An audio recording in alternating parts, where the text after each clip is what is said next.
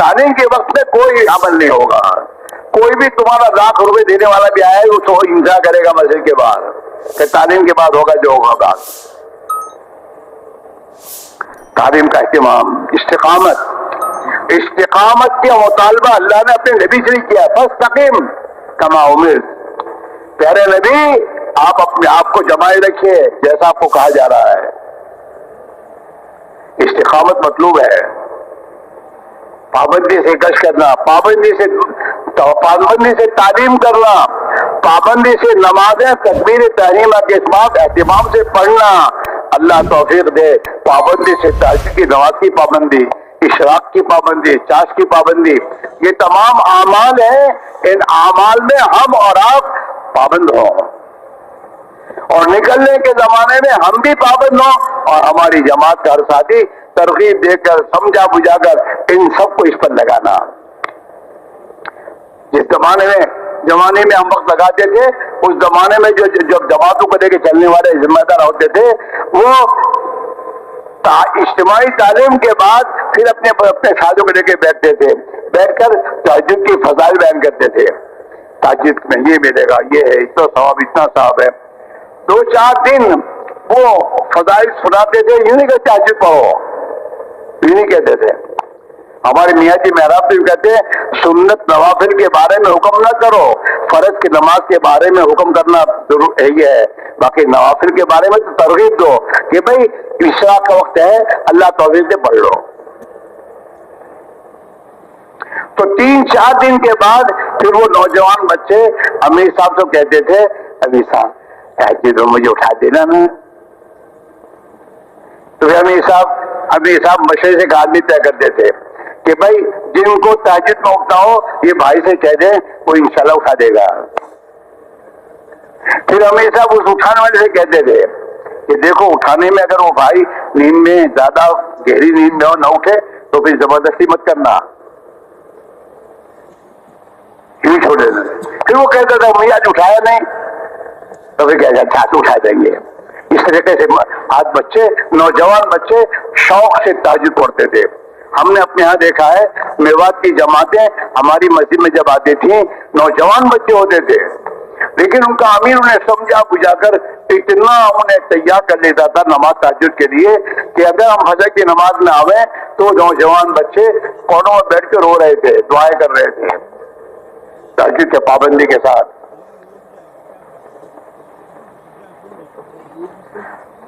60 سال کے دوستوں میواتی بڑی عمر کے, ان کو ہم نے فجر کی اذان اور فجر کی جماعت کے درمیان میں ہمارا 40 منٹ 50 منٹ رہتے ہیں, ان میں ہم نے دیکھا وہ سبق لے رہے ہیں. نورانی قاعدہ ساتھ لے کے چلتے تھے, وہ روزانہ سبق لے رہے ہیں. 60 سال کی عمر میں اس نے قرآن شریف سیکھا ہے. مشغول ہوتا تھا ہر ساتھی, وقت کا کوئی نہیں ہوتا تھا. اس میں بھائیوں نکلنے والوں پر محنت کرنے کی ضرورت ہے. آپ وہ حضرات ہیں جو حضرات ماشاءاللہ ذمہ دار ہے اور جماعتوں کو لے کے چلنے کا آپ پر موقع آتا ہے. آپ کے لیے خدا نے بہت بڑا موقع رکھا ہے. ہاں, ہمارے ایک دوست کہا کرتے ہیں 4 مہینے کی جماعت بار بار جا کر بار بار نئے نئے ساتھیوں کو تیار کرو 4 مہینے کے لیے, اور 4 مہینے جا کر انہیں تیار کرو دین کی دعوت کے لیے. ہم دنیا سے مر کر جا رہے ہوں تو اپنے پیچھے 100 ہزاروں ایسے لوگ چھوڑ کے جا رہے ہو جو اللہ کے دین کا کام کر رہے ہوں.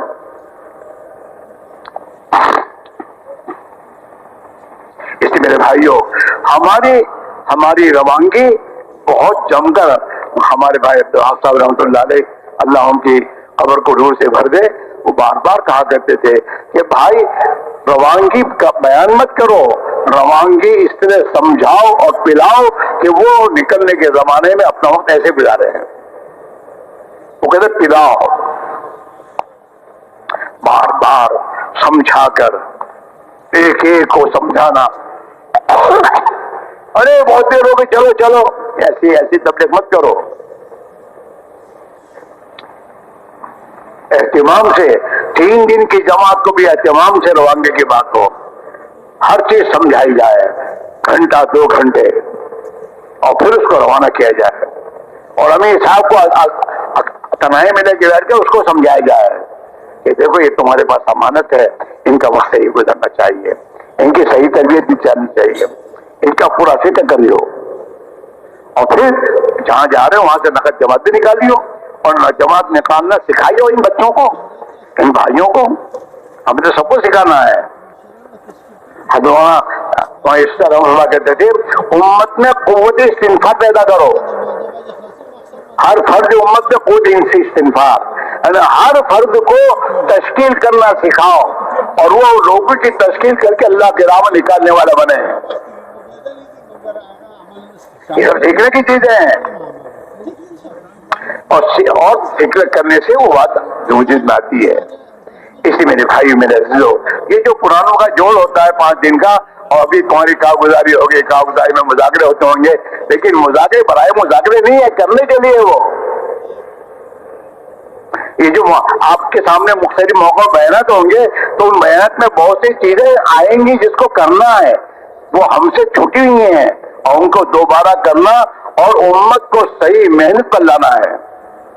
और एक एक घर में मेहनत जिंदा हो, जैसे एक एक मेहनत में खाने पीने की मेहनत जिंदा है, सबको खाना पीना मिल रहा है, ऐसे एक एक घर में ईमान और दीन की मेहनत जिंदा होनी चाहिए ताकि हर एक का ईमान बने, दीन जिंदगी में आए हर एक के घर में।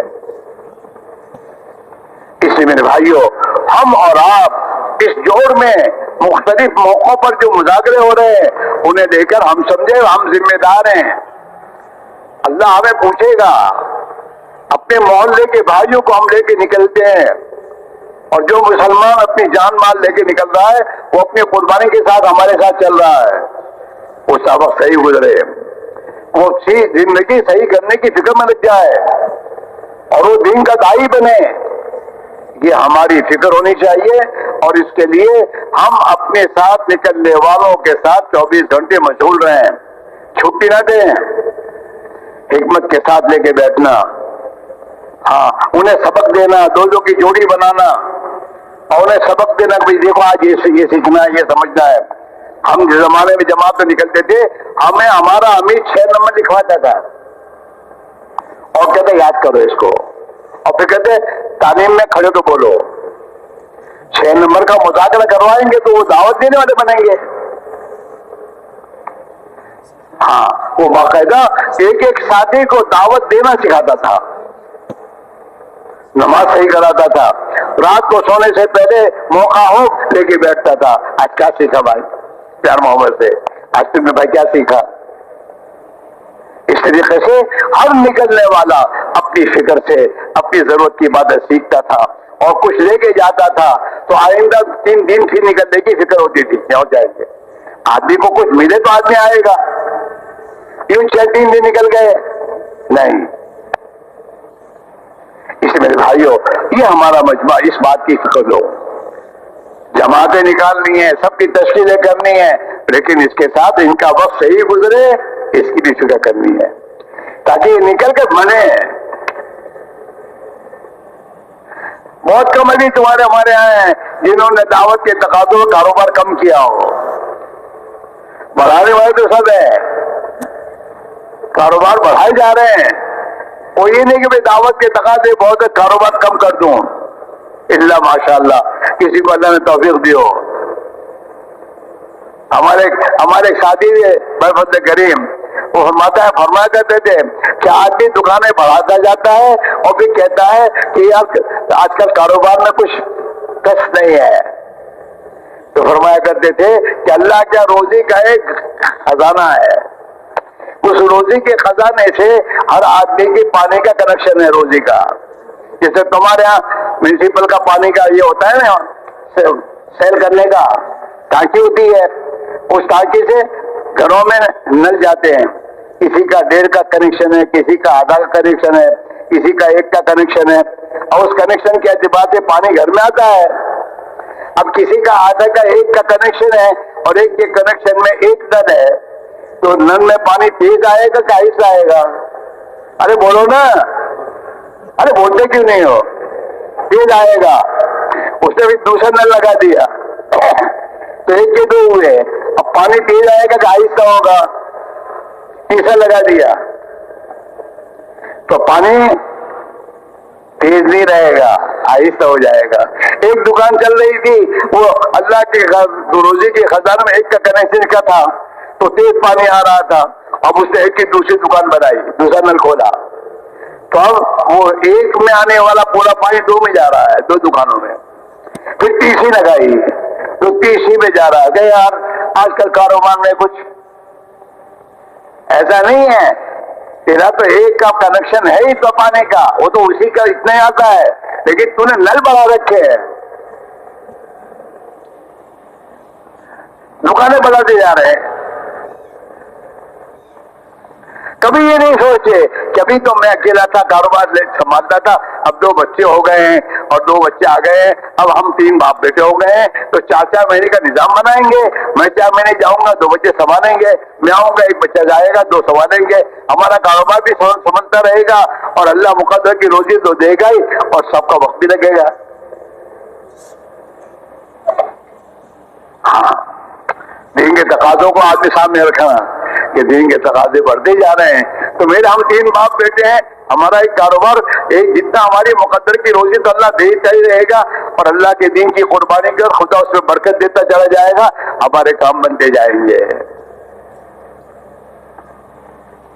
اسی میرے بھائی میرا چیزوں، دعوت کو اپنا کام، اپنا ایک بزنس بناؤ، آخرت کا بزنس ہے.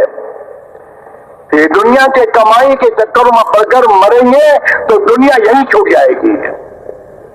اور اگر اللہ کے دین کے تقاضوں کو جیسے اس دنیا کو آگے پیچھے کر کے اللہ کے دین کی محنت میں قربانی دے کر دنیا میں کچھ کر کے جائیں گے محنت، تو ہمارے ساتھ ہی محنت آئے گی.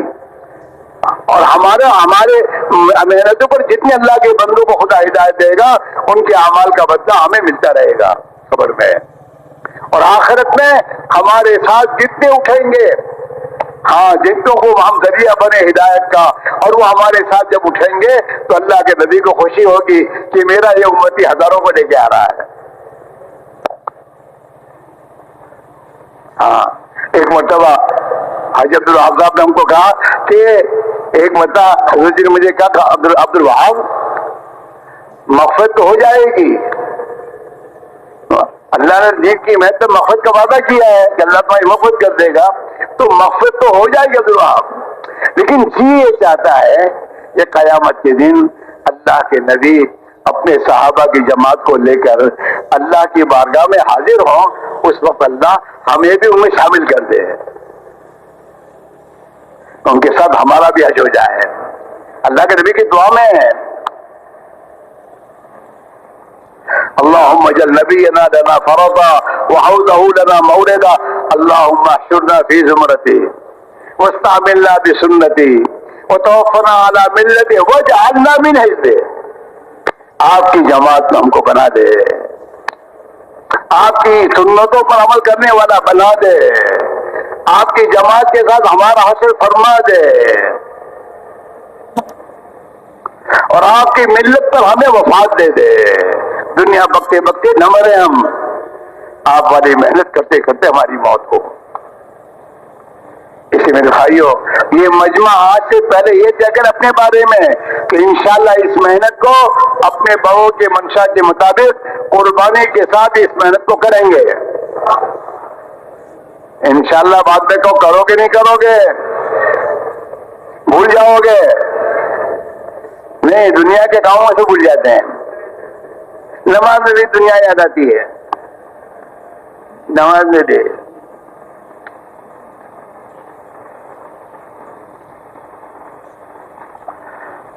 اگر ہمارا صحیح وقت گزارنا ہے تو انشاءاللہ اللہ ہمیں اس دنیا کی محبت سے نکال دے گا. دنیا کا آنا کوئی بری چیز نہیں ہے، لیکن دنیا کا دل میں آ جانا یہ بری چیز ہے. صحابہ کے پاس قیس و قصہ کے خزانے آئے صحابہ کے پاس، لیکن صحابہ اس سے متاثر نہیں ہوئے، اللہ سے معافی مانگتے رہے گئے. اللہ یہ کہ ہمارے اعمال کا، ہماری محنت کا بدلہ تو نہیں ہے، ہمیں تو آپ چاہیے، اللہ مل جائے، اللہ کی رضا مل جائے. اپنے اوقات کی پابندی 3 دن لگاؤ، پابندی سے لگاؤ. حضرت مولانا صاحب ہم کہتے تھے کہ ہمارا ہر ساتھی مہینے کے 3 دن کی پابندی کرے اور 3 دن کی تاریخیں قمری تاریخ سے لگائے ہیں. حضرت قمری تاریخ کہتے تھے، کہتے کہ چاند کی تاریخ جو ہے کہ یہ تمہاری دنیا